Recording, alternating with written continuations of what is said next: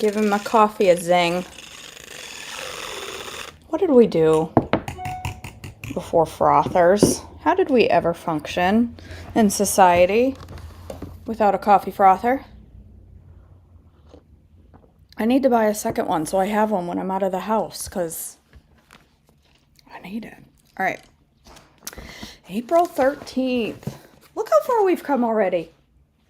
I always measure my success based on my distance into a book, and we've come far. All right. I always have to look ahead. I don't know why. Just helps me understand where I gotta go.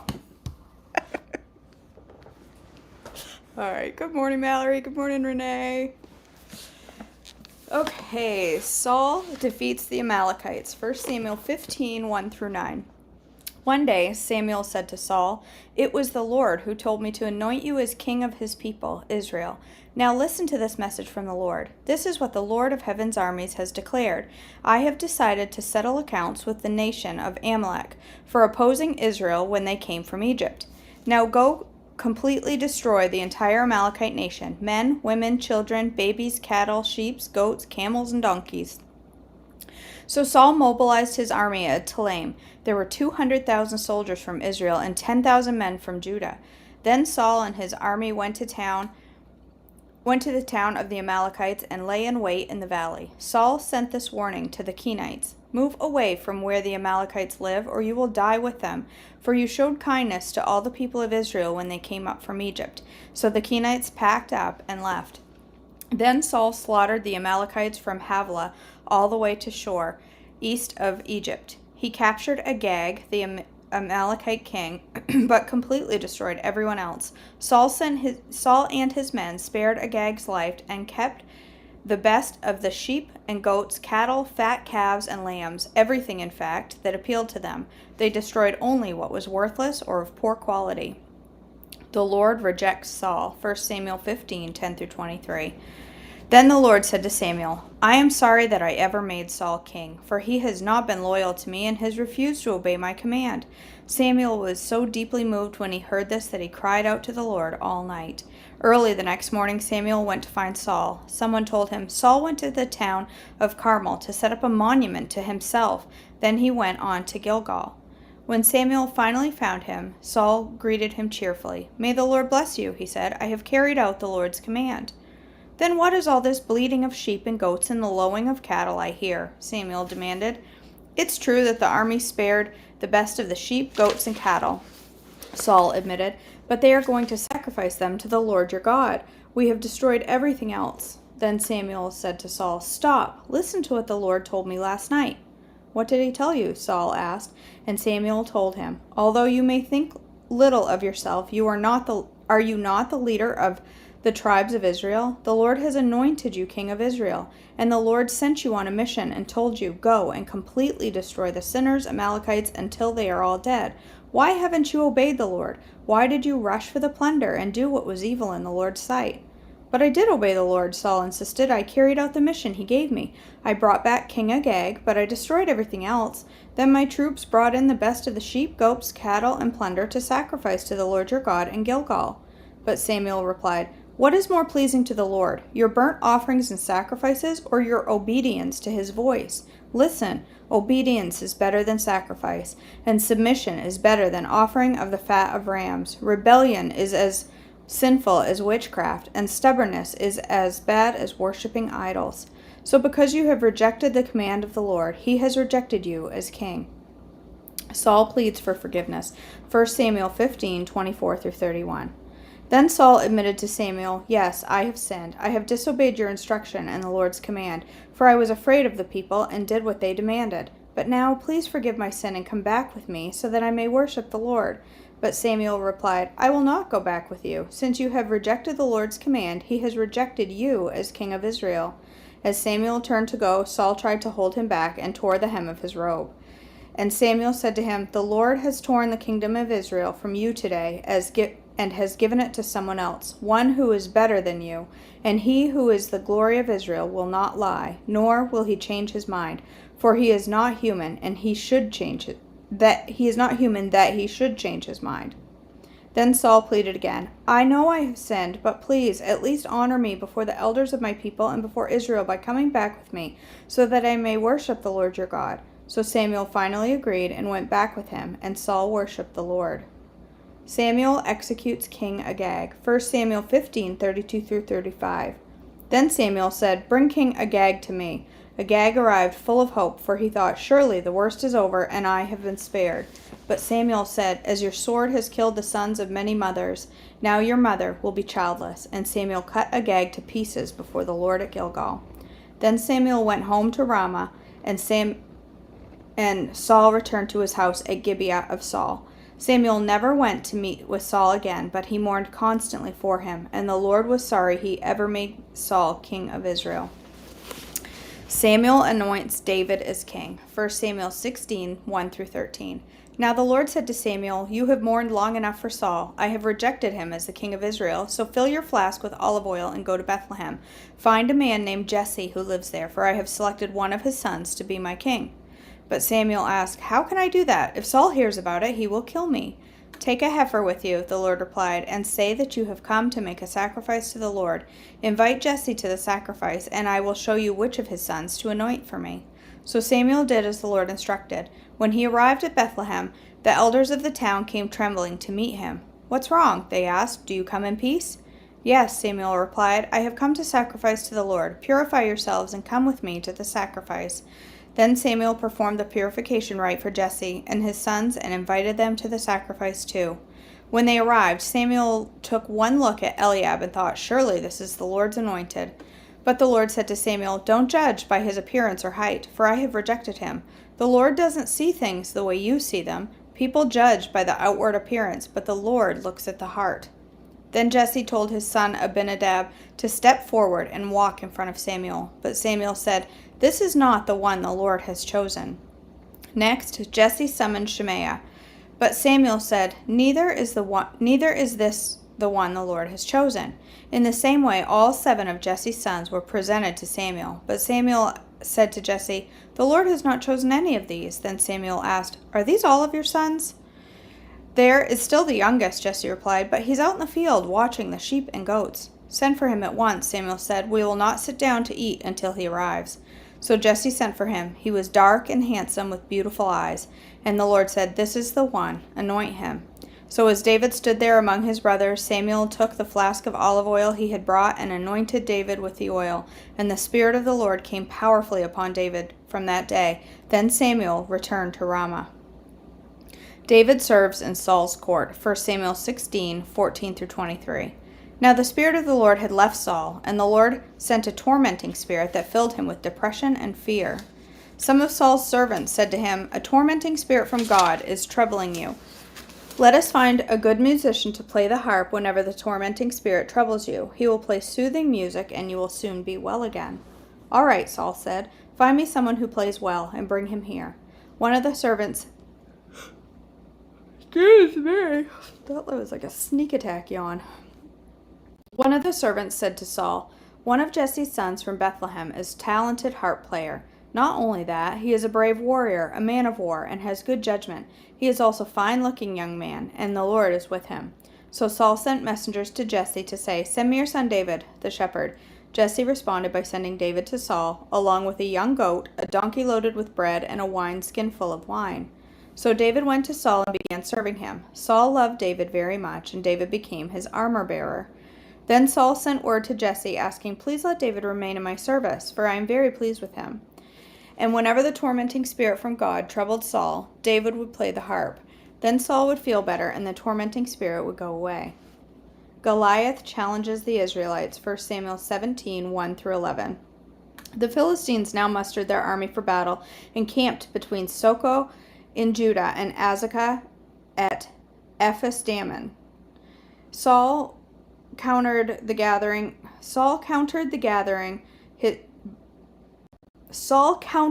by gathering his Israelite troop near the valley of Elah. So the Philistines and Israelites faced each other on opposite hills with the valley in between them. Then Goliath, the Philistine champion from Gath, came out of the Philistines' ranks to face the forces of Israel. He was over 9 feet tall. He wore a bronze helmet, and his bronze coat of mail weighed 125 pounds. He also wore a bronze leg armor and carried bronze javelin on his shoulder.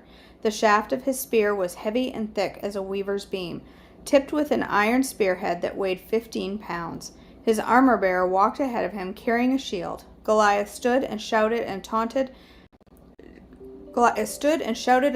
across to the Israelites. "Why are you all coming out to fight?" he said. "I am the Philistine champion, but you are only the servants of Saul. Choose one man to come down here and fight me. If he kills me, then we will be your slaves. But if I kill him, you will be our slaves. I defy the armies of Israel today. Send me a man who will fight me." Then Saul and the Israelites heard this, and they were terrified and deeply shaken. Does anybody watch VeggieTales? Because all I picture is the giant cucumber. Who will fight me? I must have watched that a trillion times when Marin was little. Who will fight me? He kept saying it. That's literally all I can picture is the VeggieTales. And the little asparagus David hopping along. Jesse sends David to Saul's camp. 1 Samuel 17, 12 through 31. Now David was the son of a man named Jesse, an Ephrathite from Bethlehem in the land of Judah. Jesse was an old man at the time, and he had 8 sons. Jesse's 3 oldest sons, Eliab, Abinadab, and Shimea, had already joined Saul's army to fight the Philistines.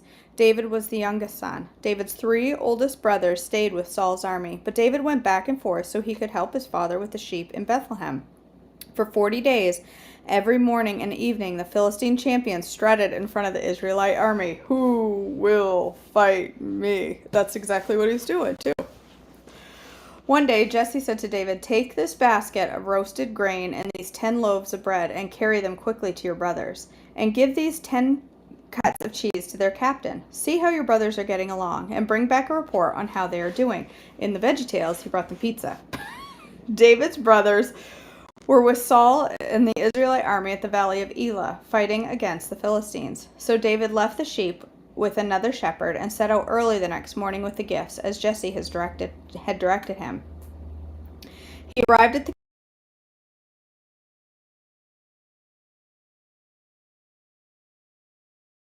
facing each other, army against army. David left his things with the keeper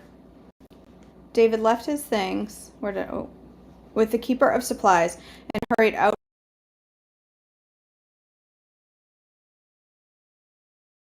Came out from the Philistine ranks. Then David heard him shout his usual taunt from the army of Israel. As soon as the Israelite army saw him, they began to run away in fright. "Have you seen this giant?" the men asked. "He comes out every day to defy Israel. The king has offered a huge reward to anyone who kills him. He will give that man one of his daughters for a wife, and the man's entire family will be exempted from paying taxes." David asked the soldiers. I keep relating this to in the VeggieTales. He looked and he goes, "So, who's gonna fight him?" You guys all have to go watch that today now. "What will a man get for killing this Philistine and ending his defiance of Israel? Who is this pagan Philistine anyway, that he is allowed to defy the armies of the living?"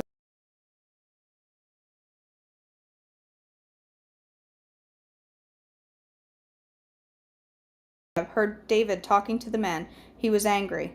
"What are you doing around here anyway?" he demanded. "What about those few sheep you're supposed to be taking care of? I know about your pride and deceit. You just want to see the battle." "What have I done now?" David replied. "I was only asking a question." He walked over to some others and asked them the same thing and received the same answer. Then David's question was reported to King Saul, and the king sent for him.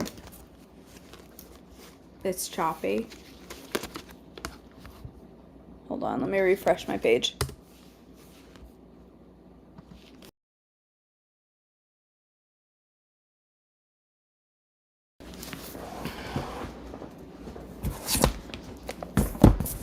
All right, hopefully that's better. I don't know. Sometimes I lose connection and it gets choppy all of a sudden. So I'll give it a minute to refresh and hopefully y'all can hear me. Let me know if it's connected. I gotta check my radishes. My radishes are cooked. Got some radishes boiling.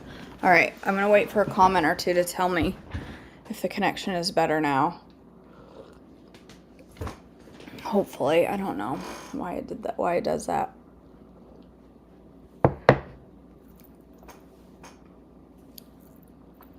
There's no comments.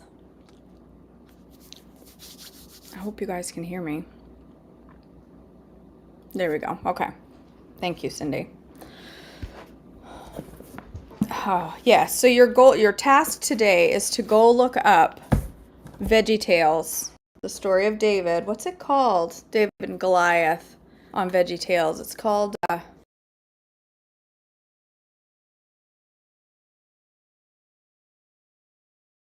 go look it up and watch it. It's hilarious. It's hilarious. He's big, I'm little. My head only comes to his middle.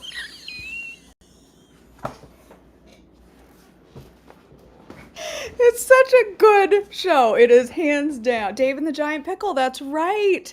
It is hands down the best VeggieTales, in my opinion. That one and Lord of the Beans is the two best, but I love that one. So I love Junior Asparagus anyway. All right.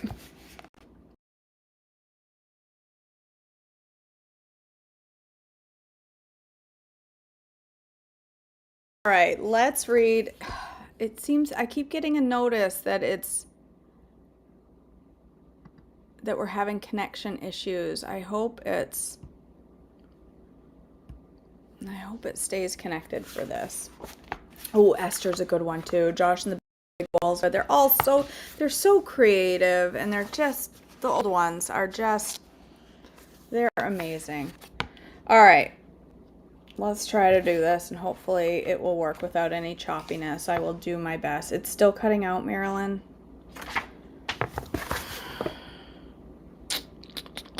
I'm going to do my best, you guys. I don't know what's going on. It shows me having full connection here. It doesn't say I'm having any issues. So I don't know. Hopefully we'll give it a go. And if it's terrible, I'll have to log out and back in. All right.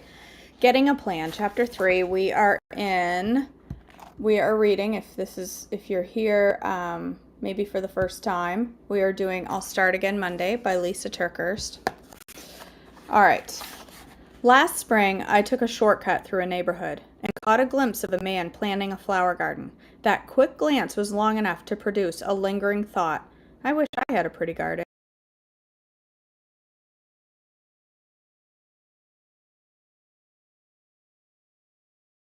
Into the earth brought a new revelation. I just got to notice that it's disconnecting. Grr!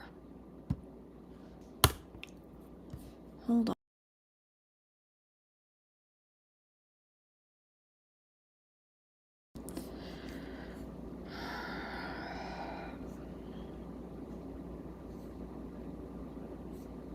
All right.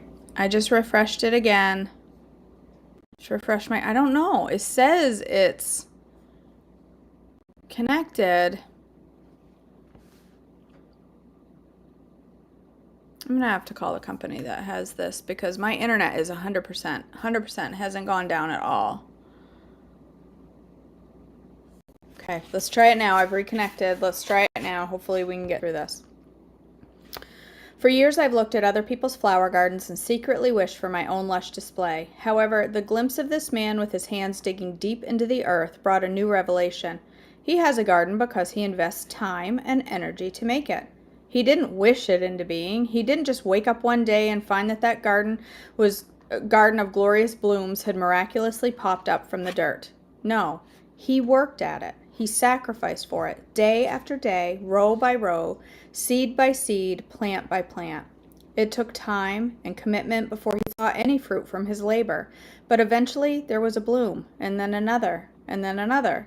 I saw this man's flowers and wished for my own, without a clue about all the work that had gone into producing them. I want the flowers, but not the work. Isn't that the way it is with many things in life? We want the results, but have no desire to put in the work. Besides a garden, I also wished for a thinner body for years, but was lax about actually changing what I ate. I excused away the necessary discipline, citing my age and metabolism, lamenting the unfairness of my genetic disposition, and blah, blah, blah. The reality is, I can't eat like an athletic teenager and then complain about my extra layers of fluff, or my pant size, or my arms that are starting to wave back at me when I raise them. I can't wish blooms into place any more than I can wish away a fat.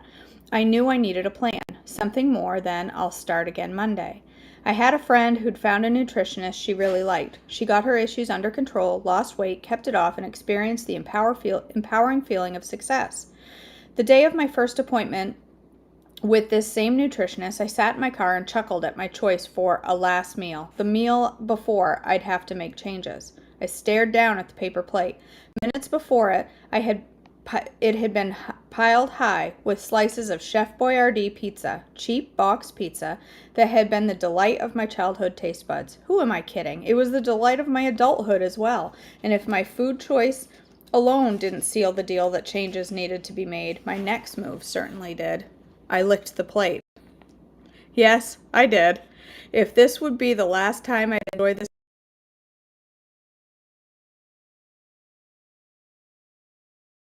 nutritionist office,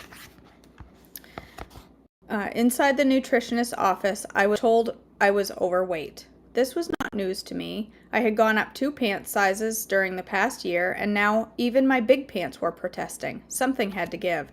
Someone had to learn the discipline of giving up some things, and those things were poor food choices that were sabotaging my body, my mental energy, and my spirit.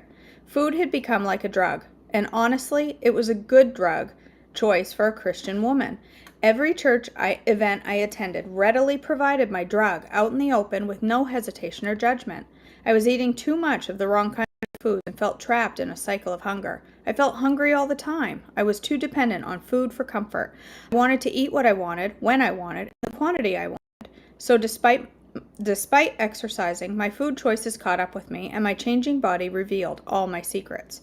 That's both the blessing and the curse of issues with food. My poor food choices will rat me out every time. If not in my waistline, then in my energy level and my overall well-being. I left the nutritionist's office that day with a plan, under her supervision, with a weekly weigh-in to hold me accountable. I felt empowered for the first time in a long while. The plan I chose was strict and restrictive. I knew in my heart it had to be. I had to break the addictive cycles my taste buds had grown to crave. I needed to train my body not to be hungry all the time. I had to keep my blood sugar in check. The healthy eating plan I adopted then and maintain now is a balanced protein carbohydrate plan. I learned correct portion sizes, food combining, when to eat, and what to eat. I still eat carbohydrates, but I'm limited in how much and what kind. I don't eat most breads, potatoes, rice.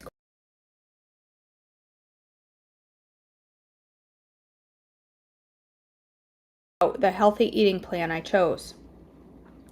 Basically, I eat what a wild animal eats, meat and things that grow naturally from the earth. Only I cook my food and use manners. I was immediately encouraged by the possibilities of this plan because I have yet to see an overweight animal in the wild lamenting over excess cellulite.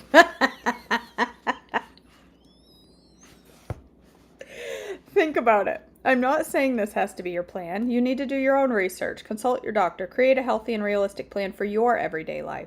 I'm not saying this is my plan, and believe it or not, I've grown to love it.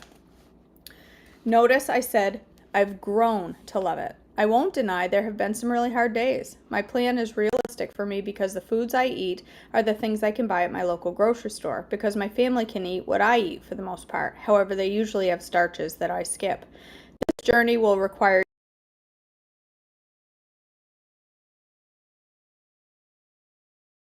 than denying myself.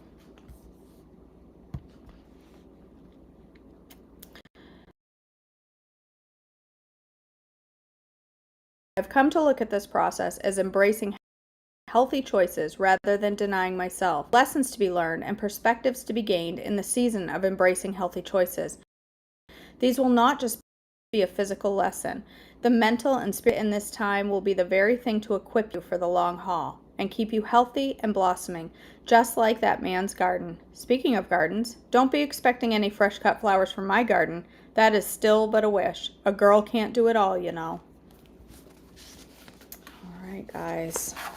Sorry about the connection issues. I don't understand it. I don't understand it. It's 100% connected on this end, and then every now and then I'll get a pop-up. Your connection is poor, even though my Wi-Fi says otherwise. I literally have the most powerful Wi-Fi known to man.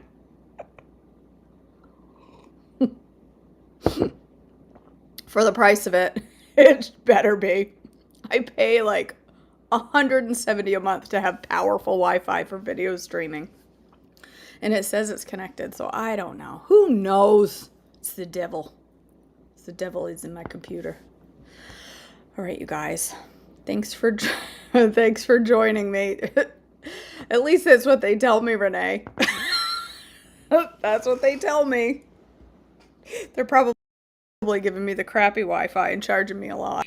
And they're over there laughing, going, she thinks she has the high speed. All right, guys. Thanks for joining me this morning. I'm loving this book. It's fantastic. Yesterday really struck a chord.